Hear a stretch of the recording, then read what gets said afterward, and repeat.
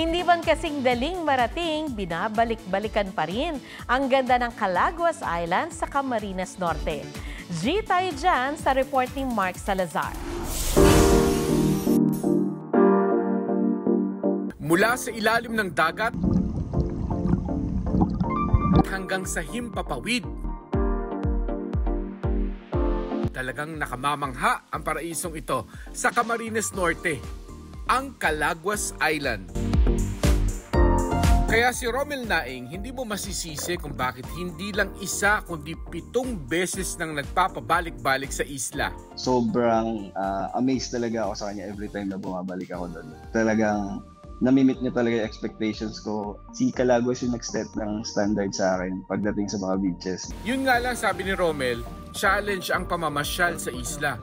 Bukod sa malayo sa mainland, wala ring kuryente at signal doon. Talaga dadayuin siya through boat ride. Stand out talaga si Calaguas when it comes to peace, yung less crowd. Best time daw na pumunta sa Calaguas mula January to August. Maliban sa island hopping, highly recommended din niya ang hiking para makita ang kabuuan ng isla.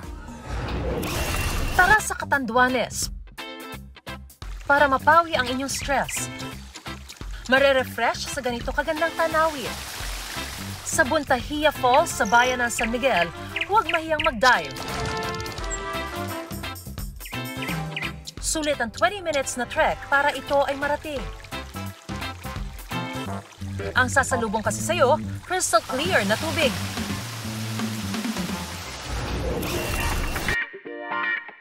Ituloy naman natin ang adventure sa Bagamanok, Catanduanes at bisitahin ang tinatawag na Fertility Islet. Pinaniniwalaang nagmimilagro para sa mga mag-asawang nahihirapang magkaanak. Para lang siyang statue na biglang lumitaw sa dagat. So, very amazing po yung itsura niya. 2-in-1 ang isang underrated pasyalan sa Donsol, Sorsogon. Yan po yung river cruise habang nanonood ng libu-libong alitap-tap. Kaya G na tayo dyan sa report ni Rafi Tima.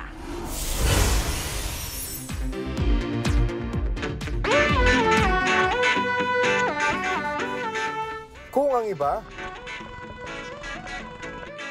mas trip ang maagang pamamasyal. Sila Rica at Romel, pagabi na nang simula ng kanilang adventure. Ang kanilang itinerary, river cruise at firefly watching sa Donsol, Sorsogon. 2 hanggang 3 kilometro ang biyahe ng bangka, pero hindi raw nakakainip dahil sa dami ng mga puno at bakawan. Bonus pang sunset view ng Bulkang Mayon. Amazing! Sa gitna ng river ride, naghihintay na ang main attraction, ang paglabas ng libu-libong alitap-tap na unti-unting nagbigay liwanag sa buong paligid. The feeling was surreal, amazing, breathtaking. Actually, we're out of words. It's a new experience also to us kasi nasanay tayo sa city, from city lights to fireflies. Bago naman sa paningin namin, which was relaxing. Isang oras ang tour para masilayan ang mga alitap-tap at kung magutom, pwede namang kumain sa mismong bangka. Saan mga adventure with nature? Mapachill bonding o extreme travel, G kaming sumama this summer. Ipadala lang ang inyong mga vacation video sa aming Facebook page, State of the Nation-GMA News. Ang next getaway nyo, posibleng itampok namin. Tara, G!